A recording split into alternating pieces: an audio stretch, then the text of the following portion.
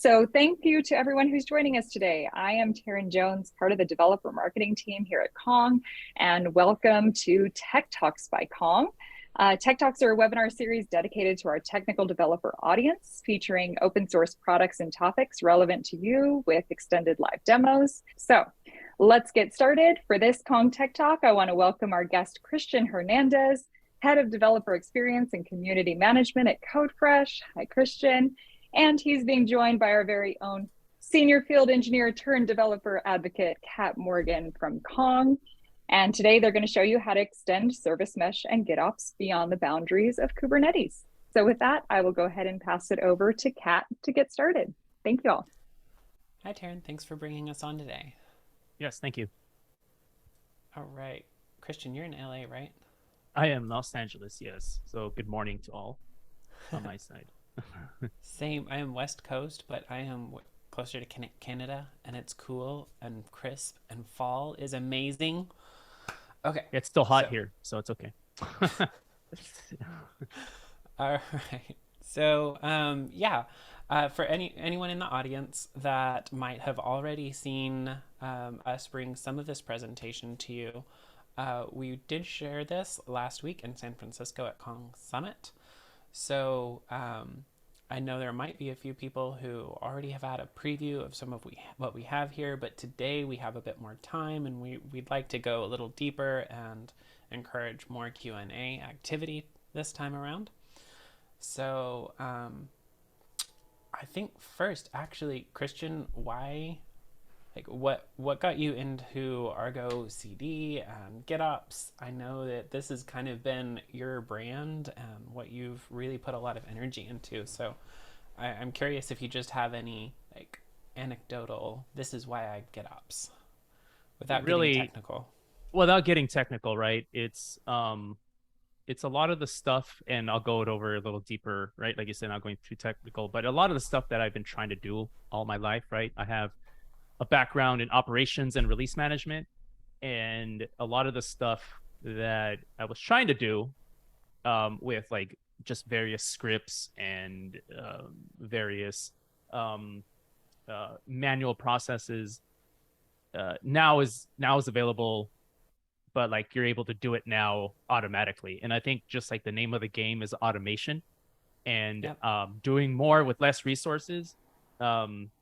Because budgets are always tight, right? In IT, I don't know if those that that are not working for a vendor, right? That are working for at a company, very rarely you can get those budgets increased. So automation was part of it, was really appealing to me. And then just with Kubernetes, at least from the GitOps side, made it even that much more cooler, and being able to accelerate.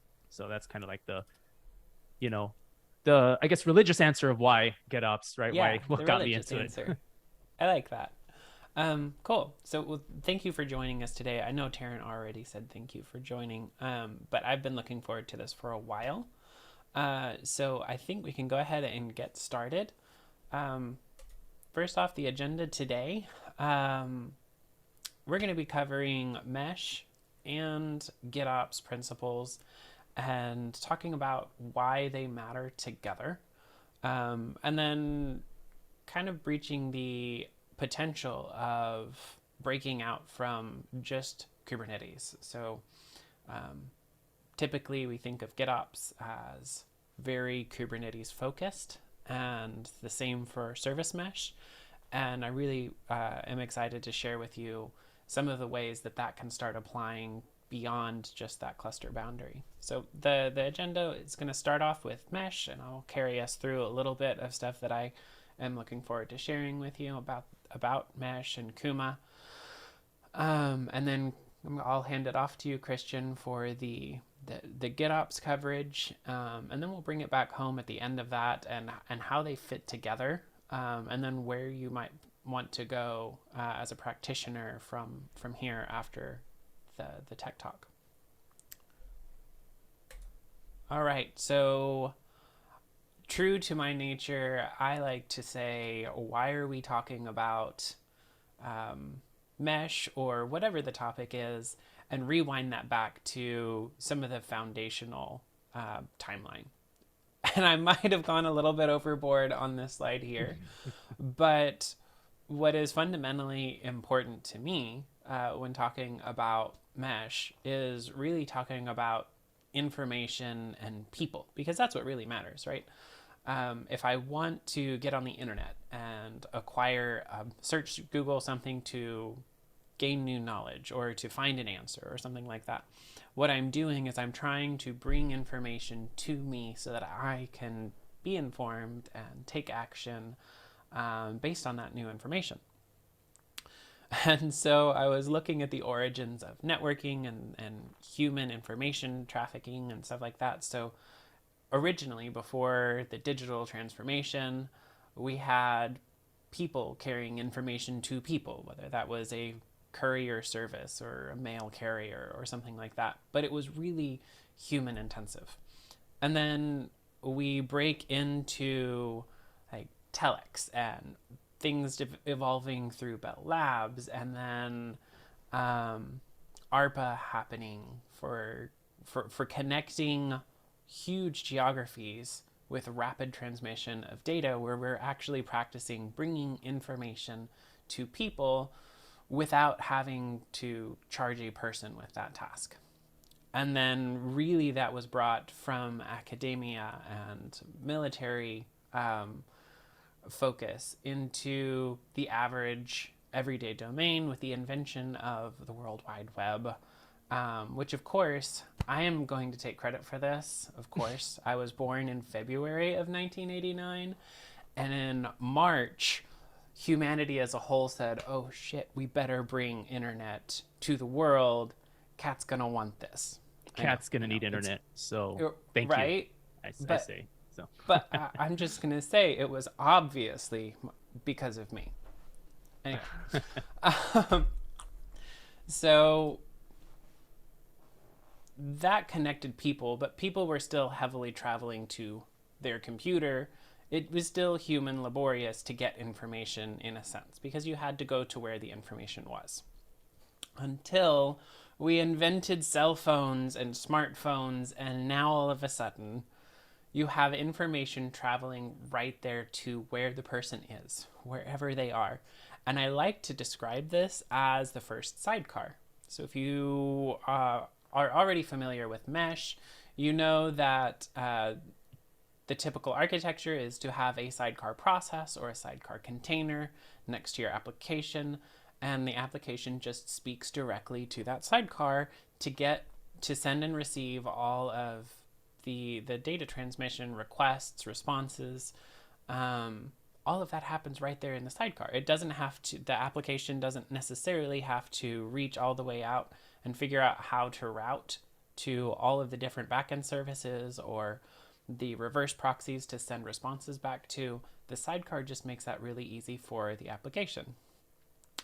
And I like to say that our cell phones are very similar to that. It is a common interface and it is predictable. The location is obvious. It is right with us usually all the time. And that makes it easier for us as humans to interact with data and send and receive information conveniently, enabling us to do more with information at any given moment. So just as a foundational concept, the fact that networks have always trended with information getting closer and closer to the point of use, and the fact that we have this concept of the sidecar easily represented as a cell phone in our pocket, that really is the fundamental of service mesh. So if networking and meshes and sidecars aren't new, what is new, right? And honestly, this is where we start talking about the control plane model. It's not a new concept to start designing things in a data plane and control plane as separate tasks that run as separate services and communicate with each other to actually cause the function to occur. But in mesh, we have a unification of that control endpoint. Without mesh, you have to control routers, you have to control switches, you have to go out and configure individual devices, things like Ansible and Terraform and other methods of mass rollout of configuration does make that easier, but it's still a process to go in and configure each of those endpoints with each of their different interfaces, whether it's automated configuration files or manual with web UIs and things like that. So what we're saying is actually new about mesh is being able to take all of these different networked components, microservices, legacy monolithic services, gateways, and bring them all into a centralized control plane so that you can observe and administer the functions of that network from one location. So I probably jumped the gun on my slide ordering here, but that central control plane, the different features that you can actually leverage from it includes authorization. There are many different types of authentication, for that, some more common to north-south traffic, some more common to east-west. And mesh is typically going to handle your east-west traffic. And then you're going to use something like an ingress controller or a reverse proxy or some type of API gateway service, much like the Kong API gateway, to handle the north-south traffic, which is the traffic that comes from your end user or the requesting application into your services production. And then the mesh carries all of the microservice traffic from that gateway across to the different services and between services on the back end. So you have authorization, and you want usually want observability in a production as well. So that covers things like logging, traffic mirroring, request logging, the ability to start investigating the traffic for compromised, Compromisation. Compromisation is not a word, is it? But for some reason, I'm trying to say it. We'll use it. I've been compromised. Yeah. My brain is now infected. Yeah, being compromised. How about that? There we go. We'll stick with that. The bad actors, right? We're looking for those bad actors. But we're also looking for other anomalies. So if a service is degraded and we want to catch that in advance, or if we have a small percentage of end users experiencing anomalous behavior, we want to be able to see those edge cases so that we can jump in and take corrective action before it cascades, right? But we also have scenarios where we might need to transform requests. So if we're jumping, compromisation is, hey, there we go. The audience is showing us compromisation is a word. I wasn't just making up crazy stuff. All right. But altogether, that centralized control plane gives us a single pane of glass to see our networking operations across a single cluster, which can grow to thousands of services, or multiple clusters, or multiple regions, and even go beyond clustered microservices to include legacy applications with Kuma's universal mode, where you can even build a hybrid cluster where you combine your legacy applications with your microservices and treat them all as one unified mesh. And then now we're in the realm of speaking terms of the platform, because a platform may be multi-cloud, it may be multi-cluster, it may be on-prem and in the cloud. So we talk about hybrid for that.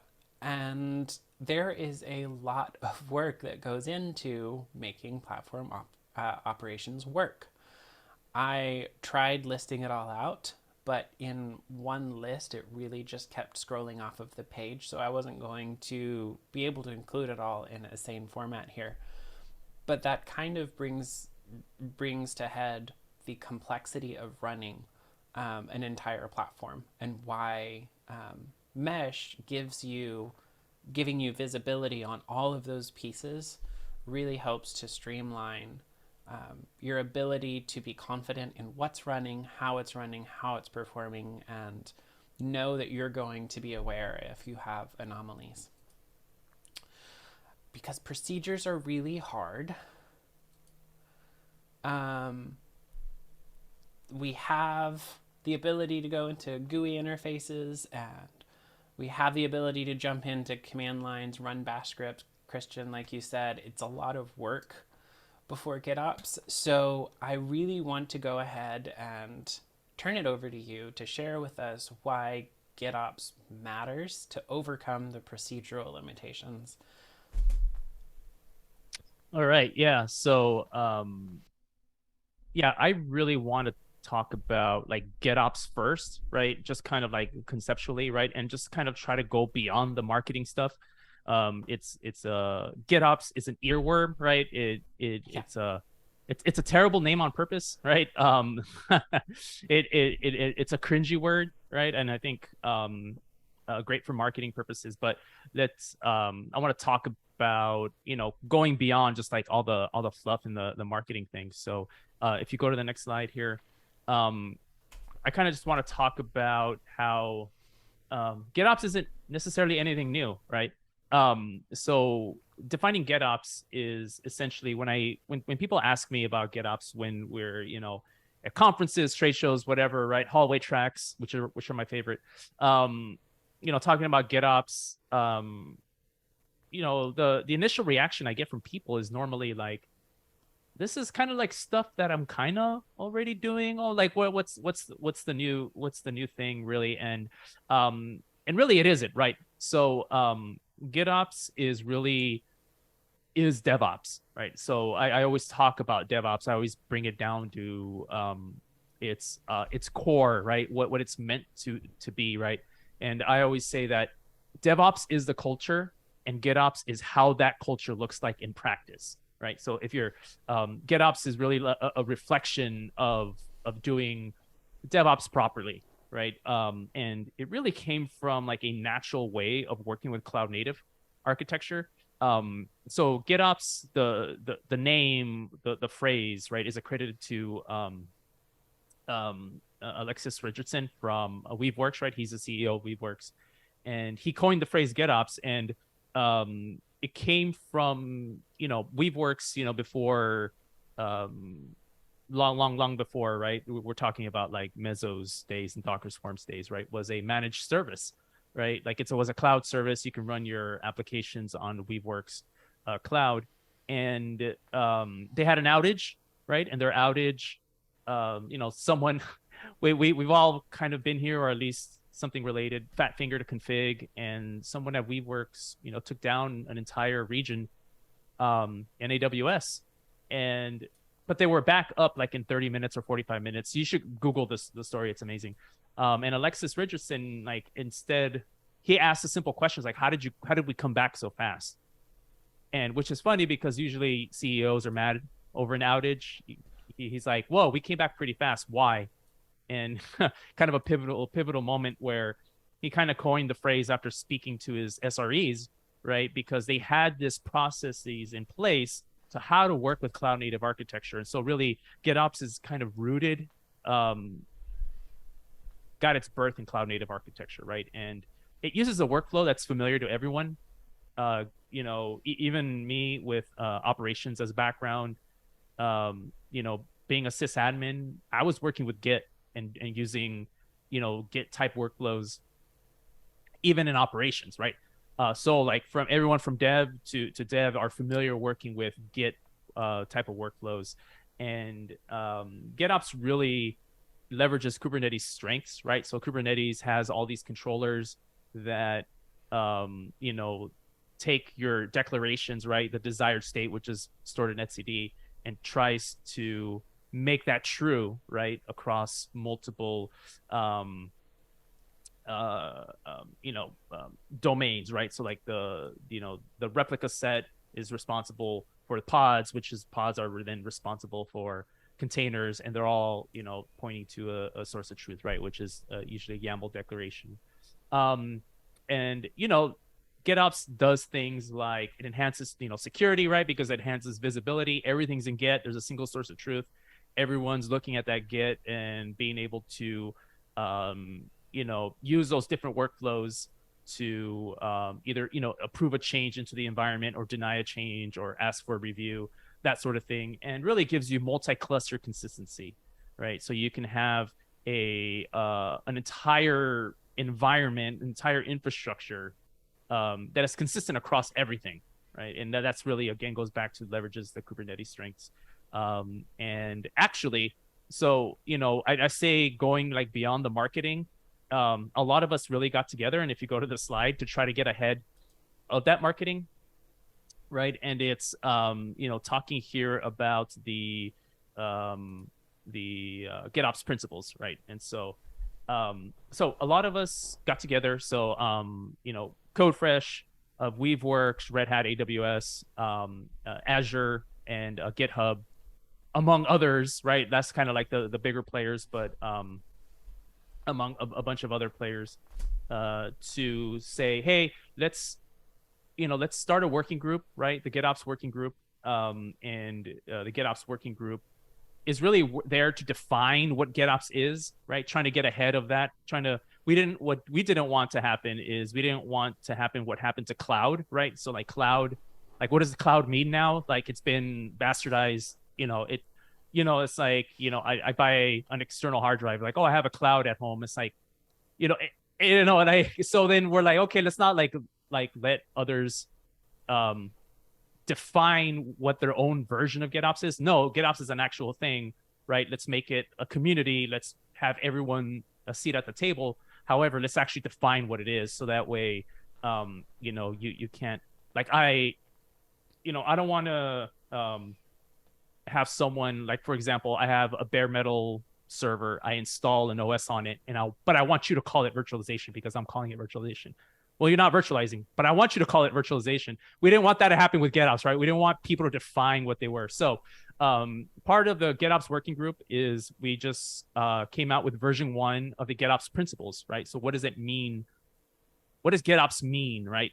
And so the first principle, there's 4 of them currently in this version because we want this to be an ever-evolving thing. The first of all is that it's declarative, right? So a system managed by GitOps must have its desired state expressed declaratively, right? So not a bunch of scripts, but a declaration of what you want to happen, right? Very similar to Kubernetes.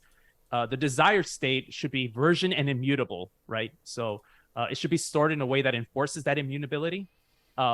Notice how I didn't say Git, and even though it's GitOps, we didn't actually specify Git anywhere in the principles because, an S3 bucket, for example, is immutable and it's versioned, and it retains a complete version history. So you can technically use an S3 bucket. You don't necessarily have to use Git.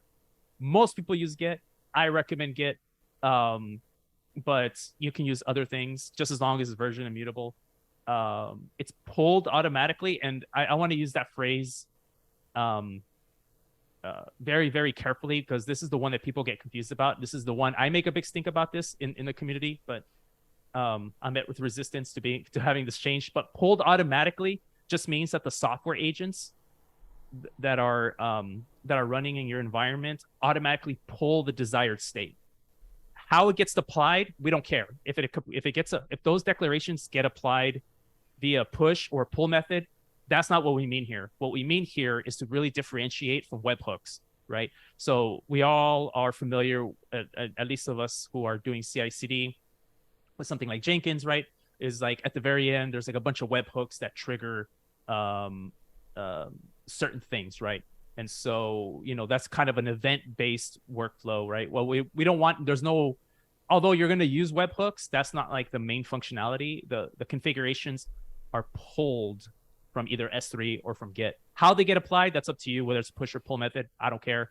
That is all to you. But the controller itself has to pull those declarations. There's nothing pushing those declarations. So, if I was going to reinterpret that, I would basically say that if we were going to draw a parallel to event-based operations, Hmm. the only event that should happen is when you're actually pushing or merging your declarative config into, say, the main branch or whatever you're Yeah. releasing off of. Like, that is the event. The fact that you stated that declarative outcome Yeah. is the event Yeah. that actually makes it happen.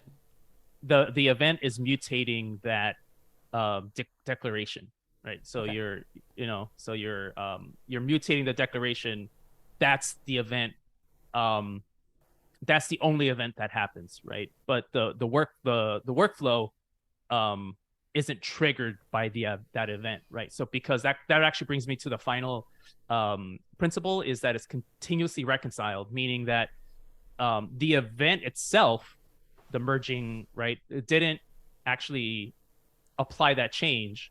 What applied that change is that a software agent continuously is running, checking to see if anything has changed, and if anything has changed, then it applies those changes. This is different than, like, let's say, a kubectl apply at the end of a CI/CD pipeline.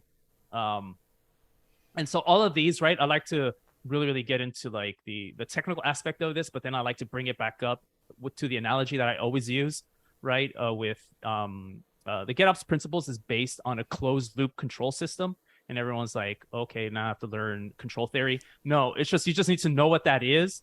And really, the simplest way I could think about it is that when I used to live in an apartment, right before I moved into this house, I had a like I think most of us, right, our first apartments, we just had this little small wall mounted air conditioning unit, right? That's, probably only sitting in one room, and it makes a really loud noise, and it barely cools anything. But That is my house now, so I feel like oh, you're okay, yeah. So calling there me you go. out. So this analogy, because the in for you, in order, like, there's an event, that's an event driven workflow, right? Like, you sit there, like, you know what, I'm hot, I have to stand up, I have to go to the air conditioner, I have to turn on the air conditioner.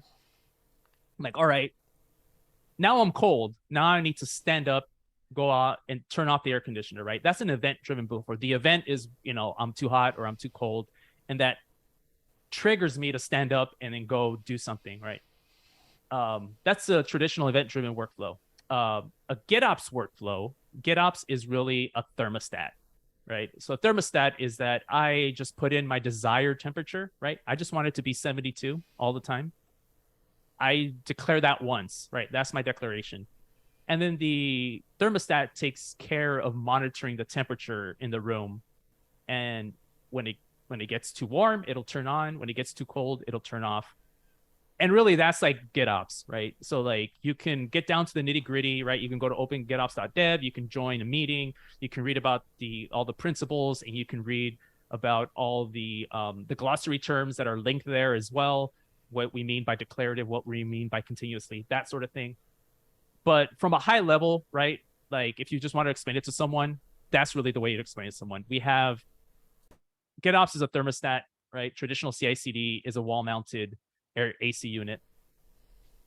And really, that's the easiest way to explain it, right? And so, if you go to the next slide, so now that we talked about GitOps, we're going to talk about my favorite tool of all time, right? I always wished, or I always told myself that I wouldn't become a tool groupie, but I don't know. This Argo project is really testing my. I always say best tool for the job, but I don't know. The Argo Back to project the is really, religion. really thanks. Yeah, exactly. So, or what is the Argo project, right? So the Argo project, their tagline catchphrase is called "Get Stuff Done with Kubernetes," right? And the Argo project is really a suite of tools, right? I like to see it as a suite of DevOps tools, right? This includes stuff like Argo workflows, right? Most people use it for AI/ML workloads, but a lot of people use it for CI. There's Argo CD, which I'll talk about in a second. There's Argo rollouts for progressive delivery, which goes hand in hand with Argo CD, and consequently goes hand in hand with a service mesh that does progressive delivery. And there's Argo events, right, which is a generic event bus that you can use for different triggers. So this is a suite of tools that were developed inside of Intuit, right? And so much how like Weaveworks, right, develop a lot of the a lot of the initial work with GitOps. Their internal tool Flux, right, is also a GitOps tool that was developed internally at Weaveworks and then open source. Argo project was developed at Intuit, right? And it's not just one tool; it was a suite of tools, and it was donated to the CNCF a couple of years ago.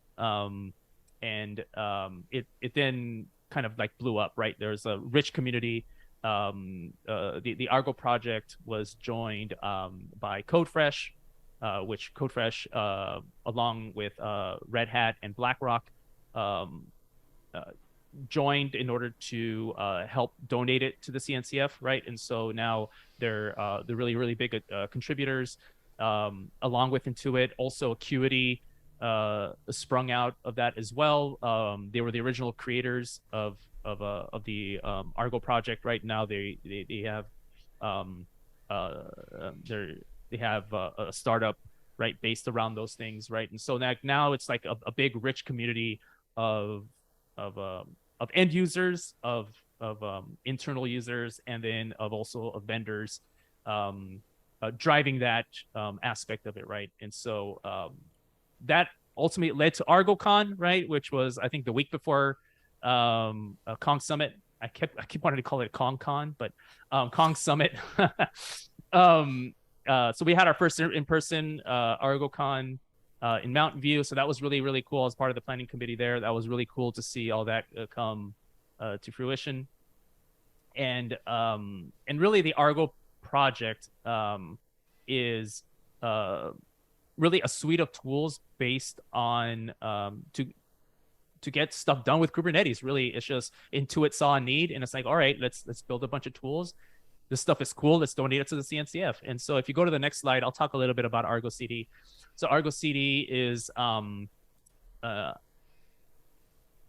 second most popular if you're counting stars. So if you're counting stars on GitHub, Argo CD is the second most popular. The first most popular, if you're wondering, is Argo Workflows. But because Intuit does a lot of AI/ML stuff, and so a lot of people love just workflows for that kind of things. But I think in my world, Argo CD is the biggest, especially along with AI/ML is like its own little niche world that I have no insight into. So for me, Argo CD is the biggest project, right? And it's really talking to Alex M, who is now at Acuity. He was at Intuit before. I don't know how to say his last name. I'm sorry, Alex, if you're watching this. It's those Russian last names are really hard. And so really talking with him, he said he built Argo CD. He was one of the creators of Argo CD from the ground up, thinking of GitOps, right? And so even though the Argo project really says, you have all this developer tools for DevOps, because they want to just keep it generic, Argo CD was really like we built it thinking of GitOps from the ground up. And so when I was talking about continuously reconciling software agents, all that stuff, that's something like Argo, right? Argo either sits on a cluster or a group of clusters, and it's really looking at your desired state. So for example, Git, and applying those declarations to the current state on the cluster. And it's continuously reconciling, meaning that like it does things like configuration drift, right? This is kind of like the idea of infrastructure as code, but very, very automated and very, very specific to Kubernetes. That's that one aspect of this, is that that configuration drift that's and that agent that's constantly running, right? And so again, like the thermostat, right? The temperature is the thing that's in Git. Argo is actually the thermostat, right? And the current state is whether you're warm or not.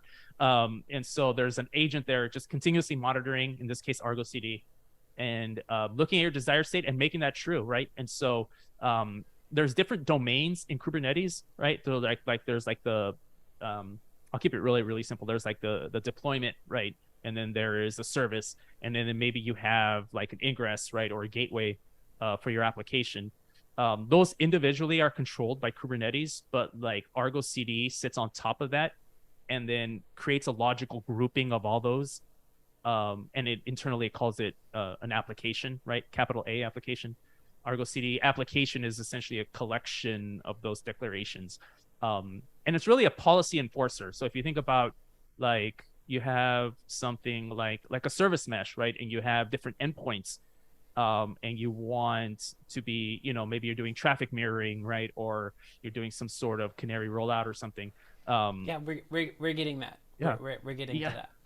Yeah. So you have like that policy enforcement aspect, right? So you can think about like your policy being in Git, and you think about Argo being that enforcer, right? So like that's another way of kind of looking at it, is policy enforcement at a big scale.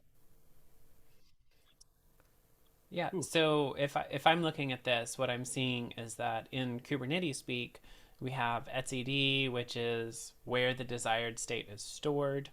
Then we have the kube API, where the different AP controllers, operators, and such will read that desired state and then go and act on the cluster to make sure that that happens.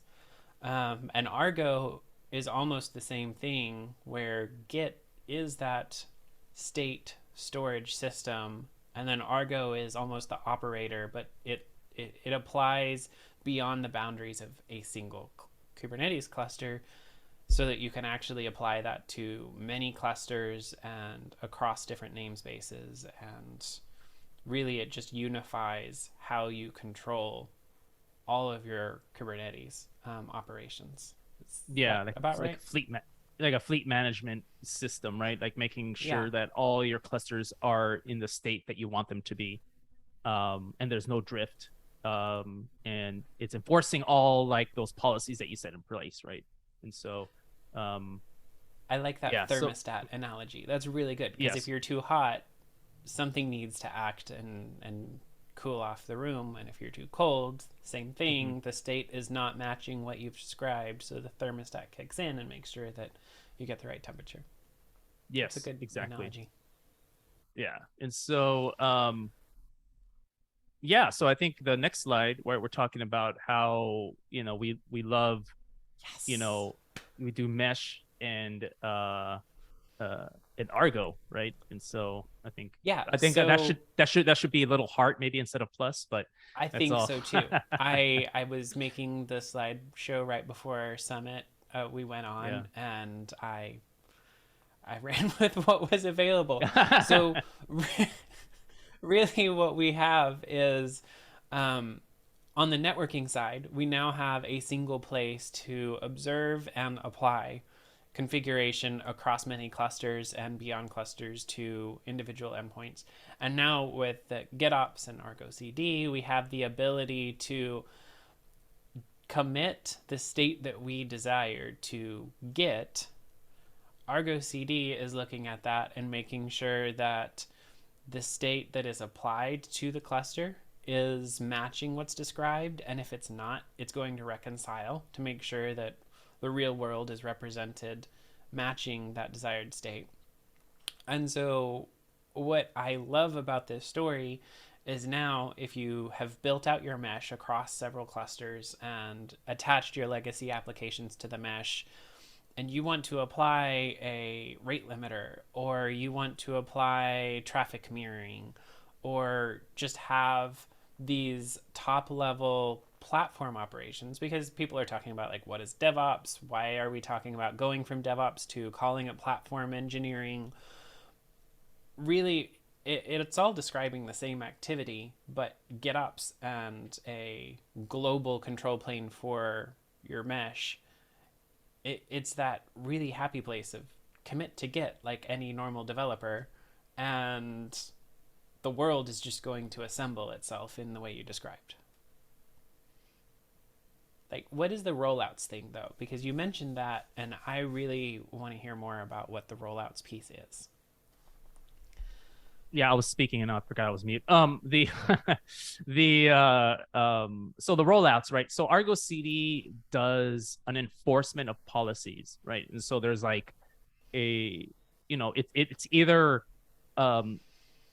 one way or it isn't, right? And so when you're doing something like a progressive delivery, that could be really challenging to be constantly committing your end state, right? And so or like maybe you want a controller to automatically shift traffic back and forth. So what Argo's rollout is a progressive delivery controller, right? And so everyone says, well, why do you need a progressive delivery controller? Doesn't things like doesn't Kuma, doesn't Istio, doesn't like Linkerd, don't they like do that stuff for you? I'm like, yeah, they do, but really not in a way that's GitOps friendly. And so what uh, the Argo rollouts does, it's basically a controller that sits on top of whatever you're using, right? So whether you're using, I think it has support for like Nginx too as well, like crazy things, but it has support essentially for a lot of these networking gateway mesh technologies. And what rollouts does is that it works with Argo CD to do progressive delivery. So for example, if you have an update, let's say you update, you compile, right? You push that compilation, you create a container, and that container gets pushed to a registry. Okay, well now that registry, that new tag needs to be deployed somehow. And so what So you Argo have that new version and you're doing like a canary release or a blue green like a deployment where canary, you're just migrating a exactly. little bit of the traffic over at a time to make sure that it performs the way you're expecting. Yes. And so what Argo rollouts does, it does that delivery for you using, whatever mechanism underneath to do that. It also then unifies not only the rollout, but you can also have like analysis happening during the rollout as well, meaning that like, hey, if I'm doing, like a canary release, right, I want to release maybe 10% of the traffic, monitor that traffic. If everything looks okay, maybe release 20%, monitor that traffic, and then onward and onward. Argo rollouts then lets you do that in a GitOps way, meaning that it kind of automates a lot of that processes for you. And so that's what kind of will roll out. Yeah, you can define and box in the parameters for what is acceptable performance, whether it's response time of the new application in milliseconds or whether it's certain anomalous logs that maybe you tolerate, a few anomalous logs, but you're going to box that in. And then it is, once you've described what you allow, then Argo is handling whether or not the new version that you're rolling out is within those constraints before it continues to add more and more traffic to it, right? Yeah. So you kind of put in the parameters. It's like, all right, this is what the end state I want. If I get errors, change that end state for me because I want to be able to roll it back, right? If there's too many errors. Yeah, so I think this kind of reminds me one of the first times that I saw the power of Kubernetes happening, like just really unlocking a change in how you do business operation or application production operations. I was in Denver and I went out in the field for, I think, the first time in my field consulting. And I was watching this customer had a whole new application architecture and platform architecture that they were going to switch to.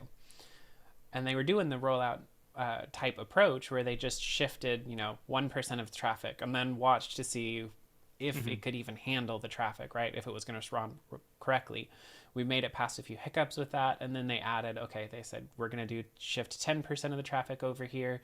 And then progressively we switched more and more over. And sometimes we would back off when we found weird behavior. But with Argo, instead of having to manually switch that traffic a little bit at a time, which is exactly what we were doing, we have the opportunity to say, hey, this is what I'm allowing. Now Argo's just going to go slowly switch that over for me. What happens if something is anomalous and is beyond the parameters of that acceptable rollout? What does it do? Well, it rolls it back. So the default is to roll it back. There's other rule sets that you can put in. It's really, again, going back to like the policy enforcement, right?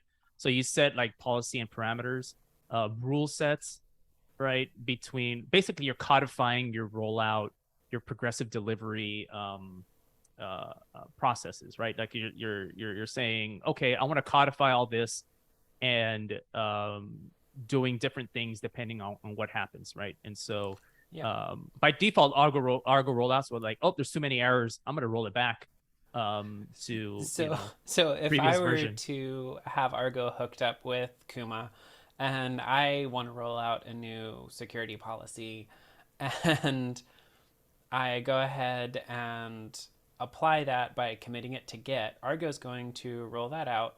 But if it's a really bad policy and it's going to like shut off my production, it'll be able to test for that and say, yeah, no, we're gonna go back to what was working before. Then we have those Argo like rollouts. those yeah, the almost like bumpers in bowling where it's just like you're not Yeah. going to actually throw any gutter balls in your production. Exactly. And Cool. so it's really codifying those that aspect of it, right? You want to put everyone's different in their environment, right? Like some people are very, very developer centric, and developers want to be able to control all that. A lot of people are like ops centric to where they want to put in like bumpers, right? They want to put padding around like the environment. And Argo CD and Argo rollouts lets you do a lot of that that padding aspect of it. So the bumpers, that's really right, awesome for the platform engineering piece and trying to create something that's self-serve but still reliable. Yeah. So we actually have some questions building up. Nathan Morton asked a couple. I can read one off if you want to answer it because it looks like it's mostly Argo. So I am brand new to the Kate space, but looking at it from a platform engineering perspective, like a remote container dev environment in VS Code. Does Argo work with all types of cloud environments? AWS, GCP, Azure? Are there limitations when you go from one to another? Yeah. So Argo CD works on Kubernetes. Argo CD runs on Kubernetes. And so in the end, all it's doing is making sure your desired state in Kubernetes reflects the currently running state, right? And reconciles that back and forth. That's not to say that you can have a controller, right, that does something outside of a Kubernetes cluster. And Argo CD will then, by proxy, be controlling that outside thing, right? So, for example, there's a Terraform Kubernetes controller, right? And so Argo CD can drive the Terraform Kubernetes controller, which then in turn does other things. But natively, Argo just natively and currently just works with Kubernetes objects. Yeah, so basically, if you're running Argo and you're using Kubernetes, it really doesn't matter where that Kubernetes lives, if it's on-prem, in the cloud, or whatever vendor. Just that Kubernetes compatibility is what guarantees that Argo CD is going to be compatible in that environment. Yeah, exactly. Cool. Okay, so the next one from Nathan was really about Octeto. Actually, that name is new for me. I don't know if you've come across it before. I have no idea what it is. I'm looking it up right now. Okay. Yeah, so apparently they have tightly integrated CI/CD. But that sounds, so when we're talking about CI/CD versus GitOps, that's the difference of a pipeline event-based operation versus the reconciler state-based operation that we have with Argo. So I'm not entirely sure that would be apples to apples. Yeah. It might be more of an apples to oranges thing. Yeah. So if it's traditional CI/CD and it's all based on like triggers, right? Like you said, like web, traditional webhooks, traditional triggers, trigger-based event, like that, GitHub Actions, things like that. Yeah, exactly. Tecton. That is just that's just CI/CD, right? And versus GitOps, where it's like continuously, like there's no, there's GitOps takes part of CI/CD, but CI/CD by itself isn't GitOps, right? There's like these additional things that need to happen in order for it to be GitOps. So it is kind of weird. It's kind of like this little weird Venn diagram with like, and in the middle is GitOps, and like on the side is like CI/CD, on the other side is infrastructure as code, and Yeah. So it's It kind of gets like, kind of or software, blurry, and it sometimes gets it's hard to blurry. tell Yeah. which. Speaking of blurry, we have a another question about those gray areas from I think Josh Heek. Hope I said your name right. How is there any interplay between Pulumi and Argo CD, or is there a clear boundary when you write, you use one tool, and then when you switch to another? Yeah, yeah. And so, which, I have always, there is a lot of gray area, right? And I always kind of looked at Pulumi as like um the next evolution of what Terraform wanted to be. Right? That's kind of like where, it's, hey, let's create a controller that de- speaks in the developer language, right? So you don't have to like know YAML, you don't have to know this obscure language. You just code in, I don't know, TypeScript, or you just code in Golang, or you just Yet code in, another domain-specific language, right? yeah, Is kind of yeah, what the cloud has evolved to. yeah. Like you don't need a domain specific language. You just write in whatever language, and Pulumi will then turn those into an action, right? And so um, there's the Pulumi Kubernetes controller, right, which I actually tested. I think is really cool. It is Yeah. actually GitOps compliant. Um, it meets the open GitOps definitions, right? All four of the Kubernetes controller specifically meets all of those. Um, and so really, I think that like if your Argo CD is really good at keeping existing infrastructure in sync, but it has nothing to do with actually building infrastructure or building things from the ground up, right? And I think that's where a lot of the like you need to use, if you want like true automation from like the ground up, you need to use things like Terraform, you need to use things like Pulumi, or Yeah. like Ansible or whatever to like I think Kat one time he told me like you need that primordial soup first, right? You need that Yes. first, that like you need a foundation first, right? And really I think that's where the handoff happens, right? Like Pulumi, for this question, Pulumi really brings everything up, and then Argo CD can then take over and making sure that everything that you brought up is in sync with where you want it to be. And I think that's Yeah. kind of like, for me, the So clear demarcation. yeah, thinking from the infrastructure perspective, which is primarily where I've worked, I want to create a platform that might even be complex, multi-cluster, and include legacy stuff. But if I want to make it self-serve, what I'll do is I'll automate the creation of the platform with something like Pulumi or Terraform, and then I'll go in and use something like Argo CD so that the people consuming that platform or deploying applications to it can commit their application declarative config to Git, and then I will just use Argo CD to say, yep, that's what they want. We're applying it to the platform. Now the application's running on the platform, right? Yeah, Exactly. I Exactly. think that's kind of how I would usually draw the Yeah. line. Well, There that's kind of really like is where, yeah, overlap, but there's a lot of that's overlap, right? And yeah, really, it depends like on your environment, your points of demarcation. I think yep. um, in your environment, it's like where would you use one over the other? And like really it depends on how your environment's structured, right? Like how your organization's structured. There may be overlap, there may be a clear demarcation, and it's just really up to you. Yep. Yeah, it really is sometimes just picking the tool that works inside your organization for the talent you have and things like that. And Argo CD is really nice because it is that common like YAML format, whether you're using the customize or the Helm or whatever. It ends up being really familiar Kubernetes paradigms. So we Yeah. have a question: is there any sample code base to deploy Kuma Mesh via Argo CD? So I was actually still working on that last night, and I did not get to bring that today in a working format. But keep watching for some more Kong Builder episodes. We are Coming really soon. going to yeah, right. A nice little plug there. We're definitely going to be doing a lot of GitOps with Kuma, with Kong Gateway. So I really like that it's so easy to take a working deployment and translate that to a different environment using tools like Argo CD, just because that traverses, different clusters really, really easily. So it's a neat way for me to build those kinds of examples and share with other people. So definitely watch for that. Good question. Yeah. I I know think we're Nathan hitting asked. time. Yeah, Oh yeah. but I want to get to the other Oh yeah. Q Let's and do A. that. Yeah. If you can continue. Yeah.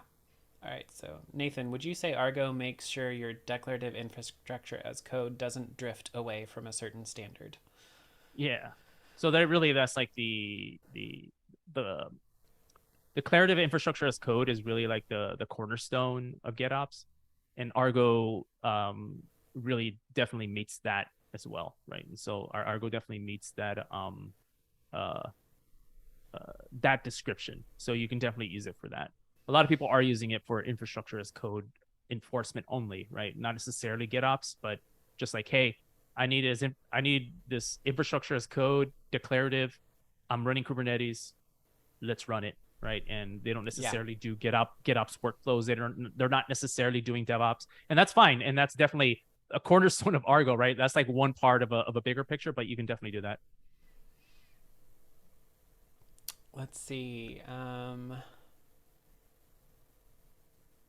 Are we hit the top of the hour, Yeah. and We did. I'm going to go ahead and run a poll for those who need to leave. cool. If you all Awesome. have a couple more minutes to answer these final questions, then please proceed if you'd like to. Awesome. Yeah, I'm happy to. Right. All right. So, is there any low code, no code product that can help with writing the provisioning and configuration code? I don't know That's a any good of that. question. Yeah, that's a good question. I think that's a startup opportunity, I would say. But Well, I know that like Acorn Labs is trying to yeah, Acorn Labs is trying to do that. Yeah. yeah, they're trying to change the story with how much YAML you have to actually write out. Um, right now, it definitely is platform engineering heavy when it Hmm. comes to either writing Helm charts or writing values for Helm charts. I know with Kong, we've spent plenty of time on Kong builders and elsewhere just walking through how to correctly write values files for Helm charts. Um, it, I think that's still an evolving space, but right now you definitely do have to go in and write the YAML or write the values files or write the customized rules and things like that to actually push something to get that Argo can act on. I think What's that? yeah. I think the last few questions actually Yeah. leads us into the final slides, right? Like they're asking about like how to get started Yes. How do we with learn more? yeah, how do we learn more? So I like to throw out a shout out to the us here at CodeFresh. We have a free certification available, level 1 and level 2, to get certified with Argo. And this is not just Argo CD, but it's also Argo rollouts and Argo workflows as well. Level 1 is literally starts you from zero, right? So level 1 certification takes you from zero to hero. And basically, if you want to learn about Argo, that's a great resource. Level 2, I'll tell you, exponentially harder, right? So the difference between level 1 and level 2 is that we assume you have like 5 months or 6 months of experience running this in your environment. So that's just kind of a little warning. Level 1, level 2, they're not just small stepping stones; they're exponentially harder. Definitely take level 1, level 2. They're free certification for Argo CD. When you get your certification, share it, right? We love sharing it. Tag CodeFresh, tag myself. We love hearing those success stories about you guys learning about Argo, and I believe there's education with Kong Yes. as well, right? Yeah, so right now our education does have portal does have a free getting started with Mesh course. We will be expanding on that. You can find that and the Kong Gateway, the API Gateway education there. Um, so a lot of resources there. I know that Argo CD has YouTube channels, and you have a lot of demos and hands-on kind of showing people the magic. And we're always doing stuff like that here at Kong as well. So good places to go explore and find content that's relevant to what you're doing. Yeah, awesome. Cool. Well, Christian, I know we went over time, and I really appreciate you being patient with us on that. It was a great talk, I think. I really appreciate the questions from everyone that has been interactive. We always love that kind of thing. And with that, Taryn, I will turn it back to you. Yes, thank you both so much for that great presentation. I will be sending out an email shortly with the recording, and please feel free and respond if you would like to see an extension of this tech talk, maybe more demo heavy or anything like that next time. Please let us know. Thank you for your feedback in the poll, and everyone for joining. Have a great rest of your day. Thank you. Bye. Thank you, everyone.